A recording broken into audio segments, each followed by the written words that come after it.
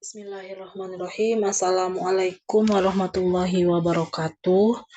Pada kesempatan kali ini kita akan bahas tentang psikometri dan spesifikasinya kita terapkan psikometri ini dalam marketing research atau riset pemasaran. Kita mulai dulu untuk pengenalannya tentang psikometri ini. Jadi yang akan kita bahas adalah pengukuran psikologi, karena psikometri ini sendiri adalah artinya kuantitatif dari psikologi atau psikologi kuantitatif ya. Karena ada istilahnya berasal dari kata psikologi dan psikometri, metrinya itu metrik pengukuran psikometrik sebenarnya ya, psychometric kalau di istilah Inggrisnya. Maka kita angkakan atau kita ukur si skala psikologi ini yang psikologi ini yang mana kita ketahui adalah eee, kualitatif sifatnya. Jadi yang akan kita bahas adalah pengantar, pengukuran psikologi, pengukuran psikologi, karakteristik, tingkat pengukuran, dan juga jenis pengukuran. Baik, pengukuran adalah pemberian angka-angka pada objek-objek atau fenomena tertentu sesuai dengan aturan. Kemudian pengukuran juga adalah kegiatan yang ditujukan untuk mengidentifikasi besar kecilnya objek atau gejala. Kemudian pengukuran menurut Azwar adalah proses kuantifikasi atribut, yang mana Azwar ini ada bukunya sendiri ya, pengukuran atau skala psikologi. Kemudian pengukuran itu terdiri dari aturan-aturan untuk mengenai bilangan objek. Lanjut, ukuran baku itu sendiri adalah, eee, bersifat objektif, kemudian mengkuantifikasi ekonomi, lalu generalisasi ilmiah. Selanjutnya karakteristik pengukuran sendiri adalah perbandingan atribut dengan alat ukur, hasil pengukuran berupa kuantitatif atau angka, dan hasilnya bersifat deskriptif. Syarat-syarat pengukuran itu sendiri ada objek yang akan diukur, kemudian ada instrumennya, dan ada prosedurnya. Kemudian bentuk pengukuran secara fisik itu pengukuran pada hal-hal yang bersifat fisik, misalnya tinggi, berat, kecepatan, sifatnya universal.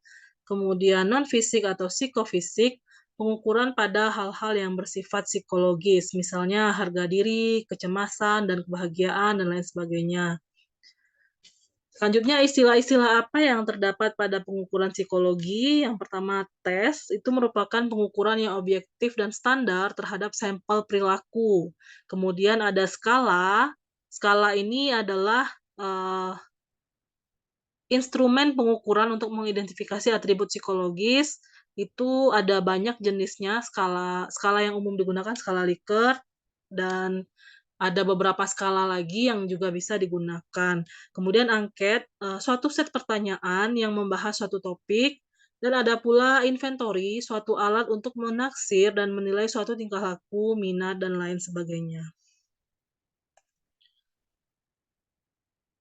Jenis tes sendiri maksimal performance, validasi hasil tergantung kesiapan, kemudian stimulus terstruktur, responnya benar salah. Tipikal performance, validasi hasil tergantung kejujuran, stimulus tidak terstruktur, atau tidak jelas, kemudian respon tidak ada benar atau salahnya.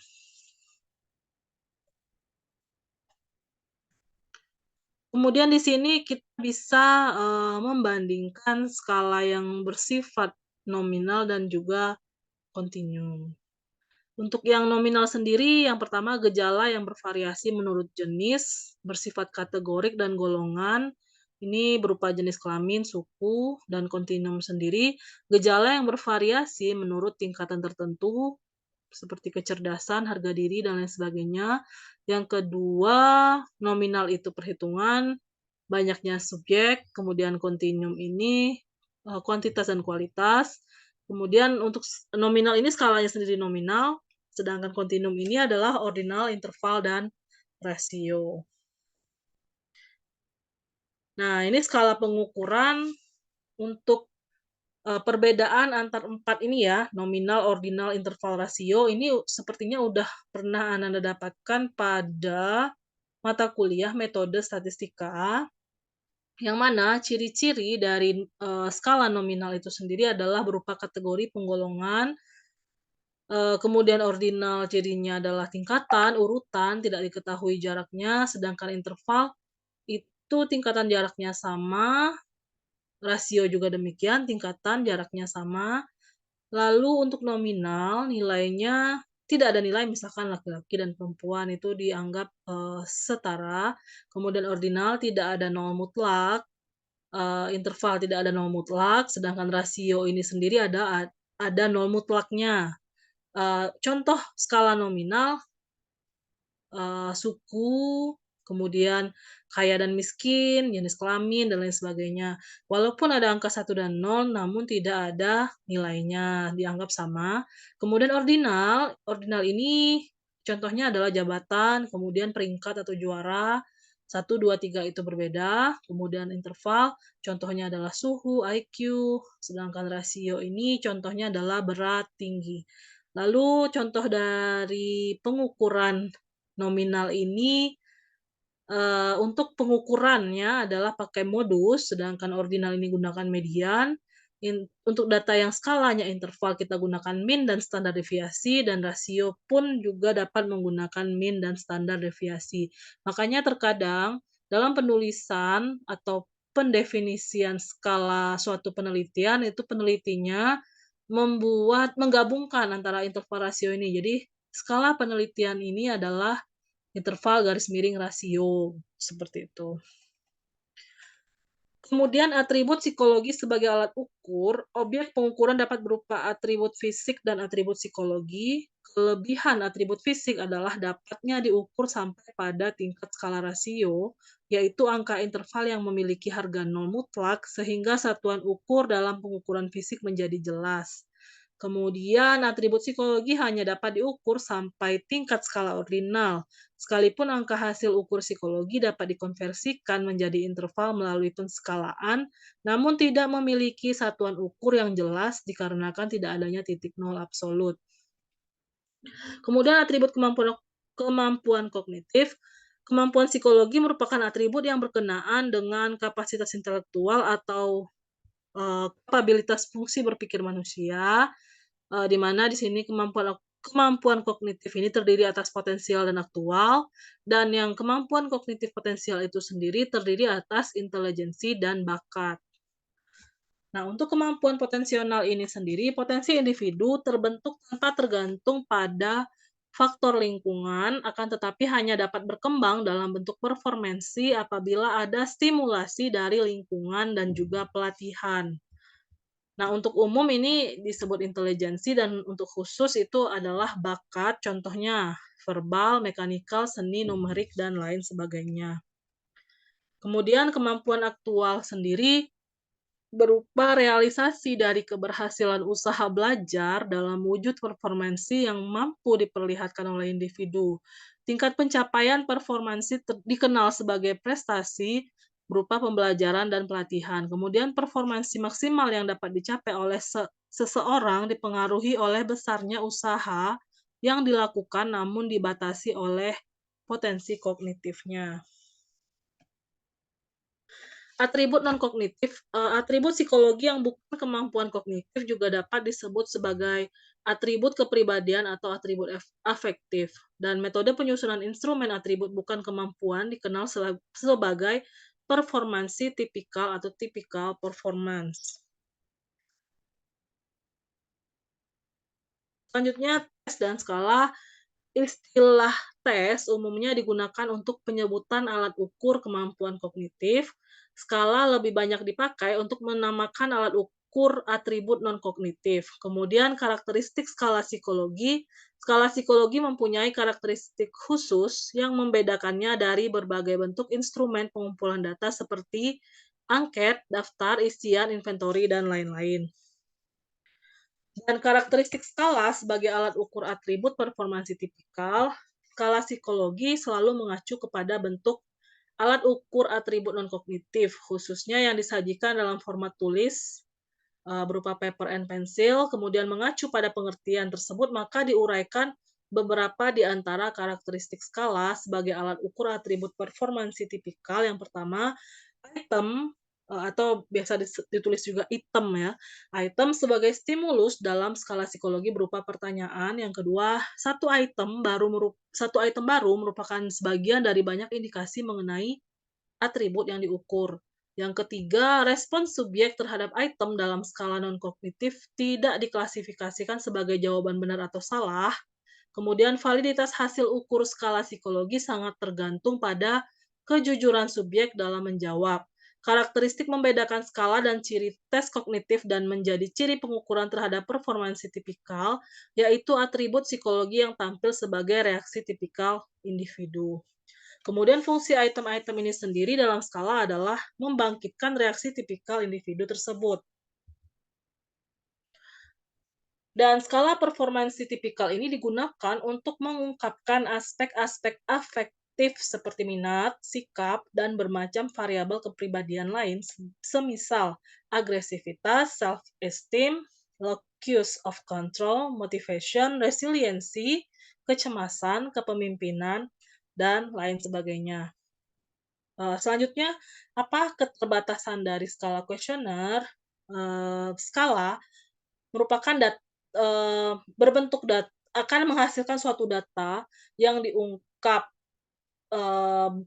apapun itu hasilnya ketika setelah disebarkan, instrumen atau kuesioner yang memuat skala psikologi, maka, akan mengungkap deskripsi mengenai aspek kepribadian individu, di mana peran dari suatu questioners adalah untuk mengembangkan rencana penetapan apa yang ingin ditanyakan pada kegiatan survei didasarkan pada fakta, pendapat, dan sikap, serta informasi apa yang diketahui dan sejauh mana suatu hal ingin diketahui. Pertanyaan yang disusun dalam kuesioner dapat berbentuk pertanyaan tertutup dengan memberikan beberapa alternatif jawaban. Kemudian, angket, data yang diungkap oleh angket berupa data faktual yang dianggap fakta, menyangkut diri responden terhadap angket, dan tidak dapat diberikan skor melainkan diberikan angka coding.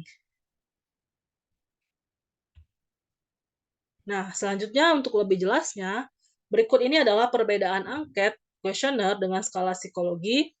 Angket kuesioner mengungkap data faktual, pertanyaan langsung, responden tahu arah pertanyaan dan informasi yang dikehendaki, jawaban decoding, mengungkap banyak hal, tidak perlu diuji validitas dan reliabilitasnya.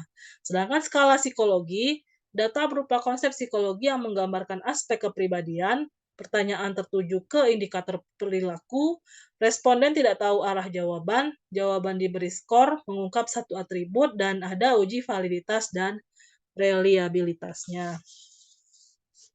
Nah, untuk angket dan kuesioner yang berupa variabel bukan mengarah kepada data faktual atau pertanyaan langsung, maka juga perlu diuji validitas dan reliabilitasnya.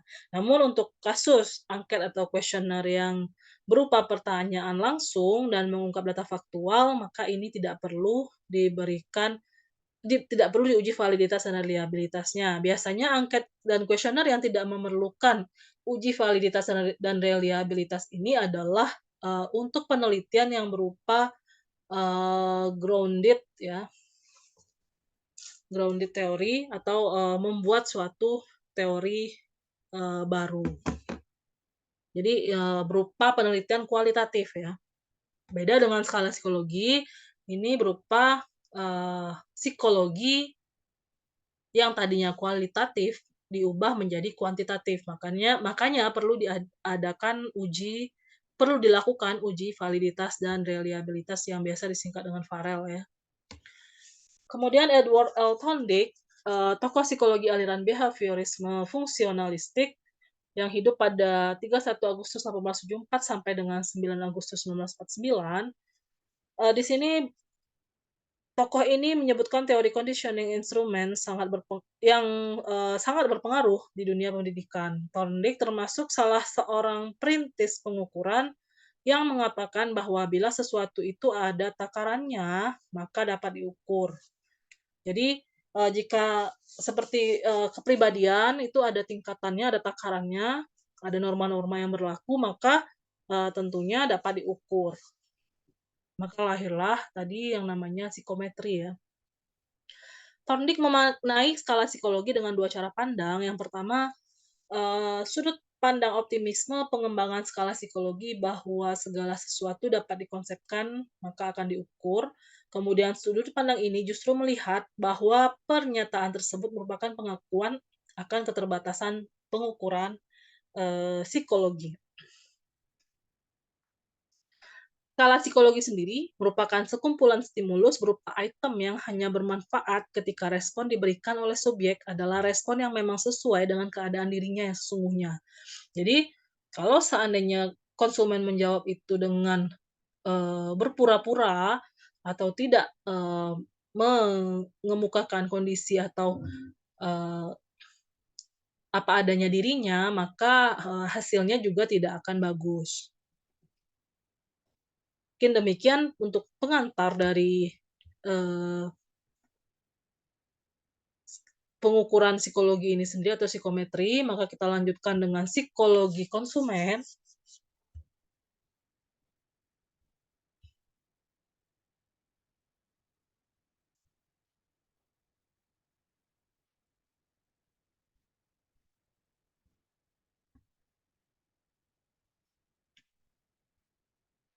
Oke baik, ini ada slide bagus yang saya peroleh dari internet dan ini disampaikan oleh profesor atau doktor ahli, marketing ya. Nah di sini kita akan fokus ke konsumennya dan referensi yang disarankan oleh slide ini adalah Consumer Behavior dan Consumer Behavior by John Simon. Yang pertama itu ada 3 penulis, James F. Angel, Roger D. Blackwell, dan Paul W. Minier. Kemudian Consumer Behavior and Marketing Action, by Henry Essel. Kemudian Consumer Behavior by Leon G. Schiffman, and Leslie Lazar Canuck. Oke, kita masuk ke pengertian psikologi konsumer atau consumer psychology. Psikologi konsumen merupakan penerapan teori-teori psikologi untuk mempelajari perilaku konsumen atau consumer behavior atau customer behavior. Perilaku konsumen sering dipelajari dari berbagai perspektif. Yang pertama, perspektif pemasaran atau marketing untuk menyesuaikan produk dan jasa serta komunikasi pemasaran dengan keinginan konsumen.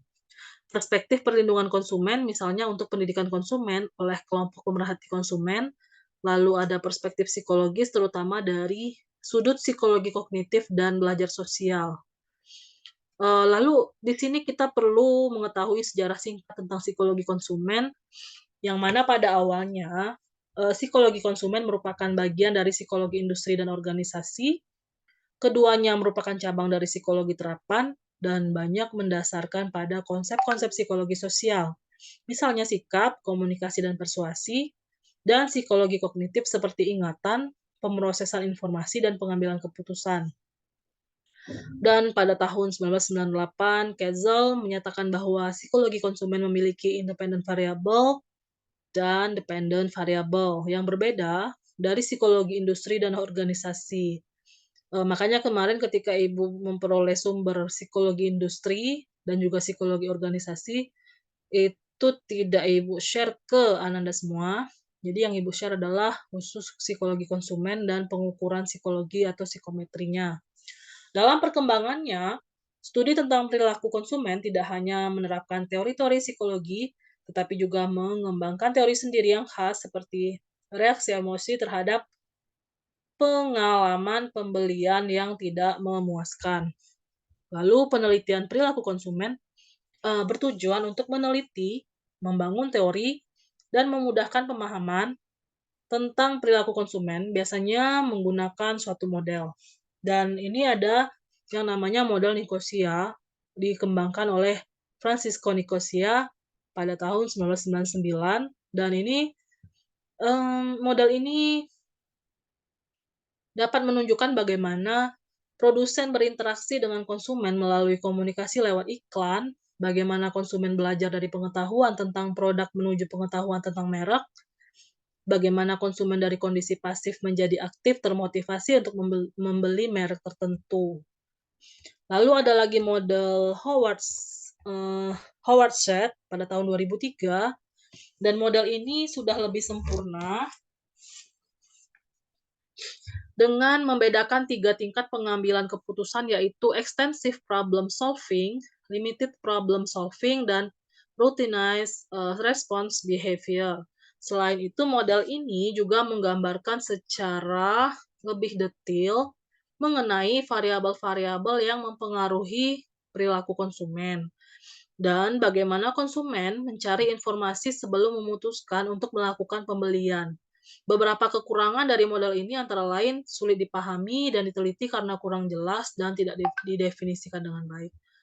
Kemudian ada lagi model Angel Blackwell Miniard pada tahun 2005, merupakan model yang lebih mutakhir yang awalnya dikembangkan bersama Colette pada tahun 1998. Model ini membedakan perilaku konsumen berdasarkan tingkat keterlibatan dan persepsinya terhadap risiko atas extended problem solving atau EPS, limited problem solving atau LPS. Model ini juga menggambarkan 5 aktivitas konsumen dalam proses pengambilan keputusan, yaitu 1, adanya motivasi dan kesadaran akan kebutuhan, yang kedua mencari informasi, yang ketiga mengevaluasi alternatif, melaksanakan pembelian, hasil, puas atau tidak puas. Dan kita masuk ke perilaku konsumen itu sendiri didefinisikan sebagai tindakan-tindakan yang dilakukan oleh individu, kelompok, atau organisasi yang berhubungan dengan proses pengambilan keputusan dalam mendapatkan, menggunakan barang-barang atau jasa ekonomis yang dapat dipengaruhi oleh lingkungan. Dan respon manusia dalam dunia komersial, bagaimana dan mengapa orang membeli dan menggunakan produk, baik barang maupun jasa, bagaimana mereka bereaksi terhadap harga-harga, iklan, dan alat-alat promosi lainnya. Kemudian mekanisme apa yang mendasari kegiatan yang mendorong atau menghambat konsumsi. Lalu mengapa kita harus mempelajari perilaku konsumen?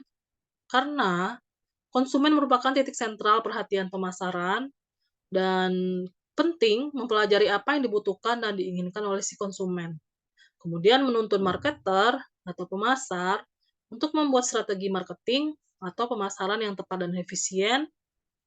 Lalu perilaku konsumen ini perlu juga dipelajari untuk mengantisipasi terjadinya overproduksi, penawaran melebihi permintaan. Kemudian membantu para manajer dalam mengambil keputusan. Selanjutnya, mempelajari psikologi konsumen ini juga dapat memberikan pengetahuan kepada para peneliti pemasaran atau menganalisis konsumen. Lalu membantu pemerintah dalam menetapkan hukum dan peraturan yang berkaitan dengan pembelian dan penjualan barang maupun jasa. Selanjutnya juga dengan mempelajari psikologi konsumen, maka kita dapat membantu konsumen dalam pengambilan keputusan yang lebih baik atau tepat berkaitan dengan pembelian suatu barang. Dan sebagaimana kita tahu, konsumen adalah individu yang secara teratur menggunakan produk tertentu. Misal konsumen BreadTalk, konsumen McD, konsumen parfum, Christian Dior, dan lain sebagainya ya. Dan pelanggan sendiri adalah individu yang secara teratur menggunakan atau membeli suatu produk dari toko atau perusahaan tertentu. Misal pelanggan PDAM, pelanggan PLN, pelanggan Division, dan lain sebagainya. Serta faktor-faktor yang mempengaruhi perilaku konsumen ini itu dapat berupa stimulus, lalu ada intervening variable, dan ada respon. Stimulus ini berupa faktor eksternal, misalkan adanya brand tertentu yang membuat konsumen bangga memakainya misalkan, kemudian jenis barang, lalu ada iklan, pramuniaga, layout barang, ruangan toko. Dan untuk intervening variabel sendiri berupa faktor internal, berupa motif membeli, persepsi konsumen terhadap suatu barang, reaksi terhadap suatu peristiwa, dan lain sebagainya. Untuk variabel respon sendiri berupa aktivitas individu sebagai hasil reaksi dari stimulus. Dan respon sangat tergantung pada kekuatan stimulus dan faktor internal individu. Dan berujung pada keputusan untuk membeli barang, menilai suatu barang, perubahan sikap terhadap suatu produk. Contohnya ini, ada obral, tadinya konsumen ini sebelum adanya obral tidak tertarik untuk membeli, namun karena ada tulisan sale, obral, makanya konsumen ini lalu menjadi tertarik, berubah pikiran untuk membeli gitu ya, tadinya tidak tertarik. Mungkin itu, selanjutnya kita coba cek contoh instrumen. Ini ada buku lagi, kemarin belum Ibu share buku ini ya, mungkin Ananda baca dulu buku-buku yang kemarin di-share itu juga bagus semua, dan ini adalah buku tambahan. Jadi untuk menambah wawasan Ananda juga, jadi buku ini, kita lihat langsung ke halaman 19, judulnya adalah Psikologi Konsumen ya. Kita lihat, halaman 19 ini ada metode dan teknik riset konsumen. Mungkin nanti akan lebih jelasnya kita akan bahas, detail lagi di pertemuan offline. Di sini untuk riset kuantitatif, kita langsung ke poin-poinnya. Riset ini bersifat deskriptif dan digunakan oleh para peneliti untuk memahami pengaruh berbagai masukan promosi terhadap konsumen, sehingga memungkinkan para pemasar memprediksi perilaku konsumen. Riset kuantitatif biasanya menggunakan instrumen pengumpulan data dengan daftar pertanyaan atau kuesioner. Nah, ada juga daftar pertanyaan pribadi atau personal inventaris, dan skala sikap yang terdiri dari skala Likert, skala semantic difference, dan skala urutan menurut peringkat. Dan pendekatan riset ini disebut positivisme, dengan teknik yang digunakan adalah observasi, eksperimentasi, atau survei. Nah, yang paling sering digunakan itu survei. Nah, untuk orang statistik atau matematika biasanya yang digunakan adalah survei. Jadi, survei ini dapat dilakukan dengan berbagai cara, terutama melalui telepon, email, layanan pos, dan tatap muka. Kalau sekarang yang lebih populernya itu pakai Google Form, disebarkan lewat WA atau WhatsApp, dan biasanya melibatkan sekumpulan pertanyaan oleh peneliti yang telah disiapkan sebelumnya. Survei dapat dibedakan berupa survei wawancara perorangan, melalui telepon, melalui pos, dan online. Online yang sekarang banyak digunakan ya. Biasanya itu si peneliti akan memberikan, reward, misalkan hadiah pulsa secara acak kepada, 3 atau 5 responden ya. Misalkan dari 50 itu yang diberi hadiah 3 orang gitu ya, sebagai reward karena telah mengisi, kuesionernya secara online, dan itu diundi oleh secara secara jujur oleh, dan fair oleh si peneliti ya. Lalu ada yang namanya riset kualitatif yang kedua. Riset ini digunakan untuk mendapatkan berbagai gagasan baru dalam rangka kampanye promosi.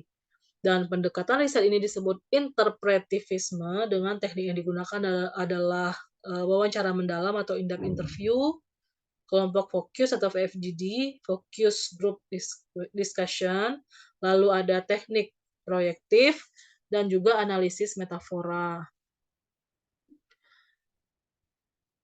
Manfaatnya tadi udah ya, udah disebutkan di yang sebelumnya. Nah, ini contoh. Contoh riset konsumen.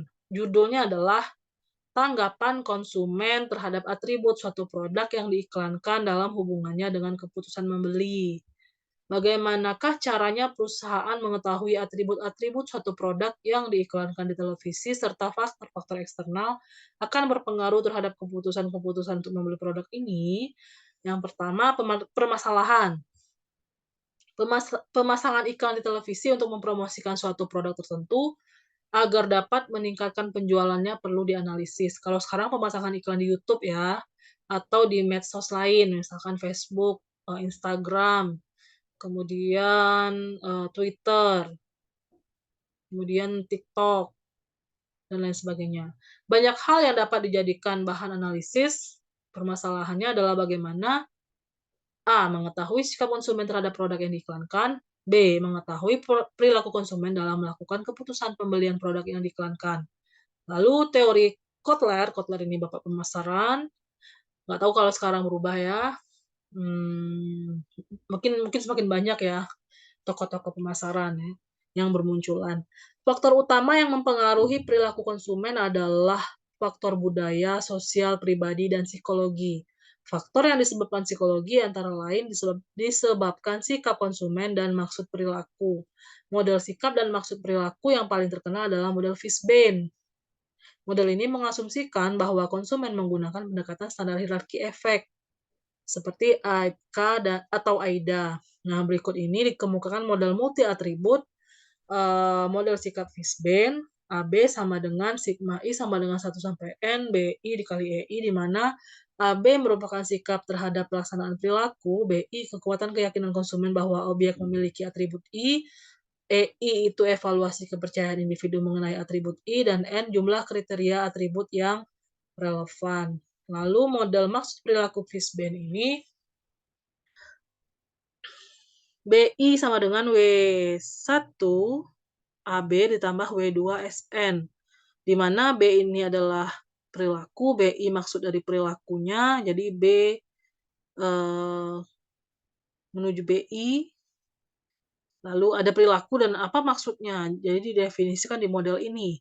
Lalu ada W1, W2, bobot yang ditentukan, AB, sikap total terhadap objek tertentu, dan SN ini norma subjektif.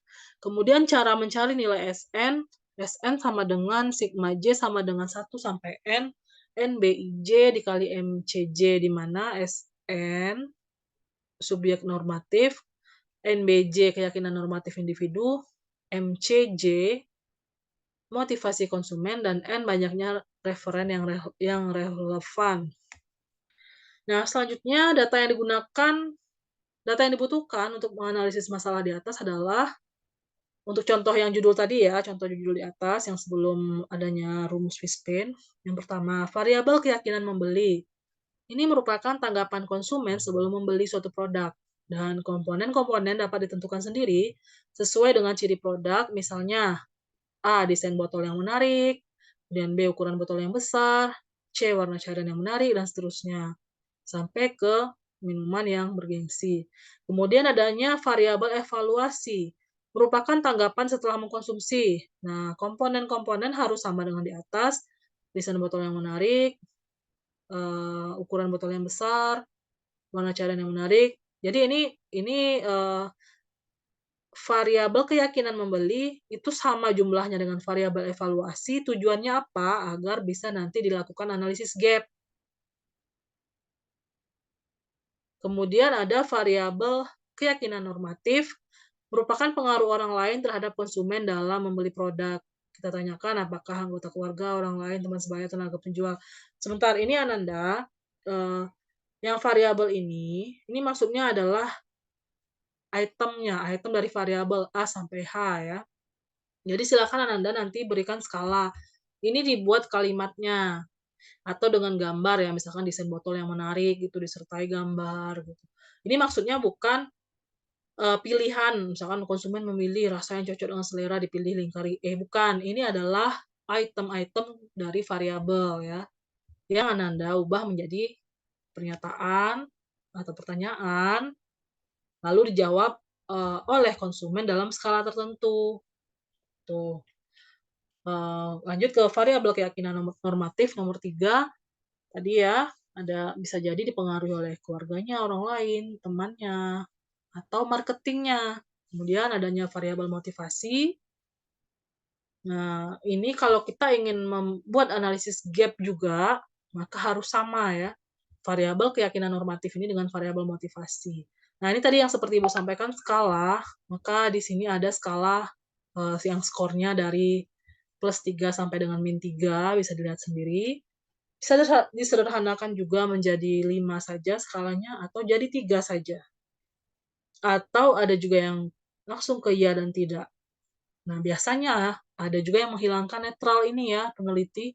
Netral atau ragu-ragu ini dihilangkan agar konsumen tidak menjawab ini, karena kalau ini masih ada, banyak sekali konsumen atau responden itu yang menjawab menjawab itu cari aman. Amannya ya udahlah tengah-tengah lah, netral gitu. Padahal kan harusnya mereka, memberikan respon yang sesuai dengan apa yang, ada di psikologisnya gitu, secara psikologis, sesuai dengan perasaannya, sesuai dengan penilaiannya, sesuai dengan, pendapatnya. Tapi karena atau konsumennya bukan cari aman, malas mikir, akhirnya konsumennya menjawab netral atau ragu-ragu. Lalu dilanjutkan dengan pengolahan data dan interpretasi.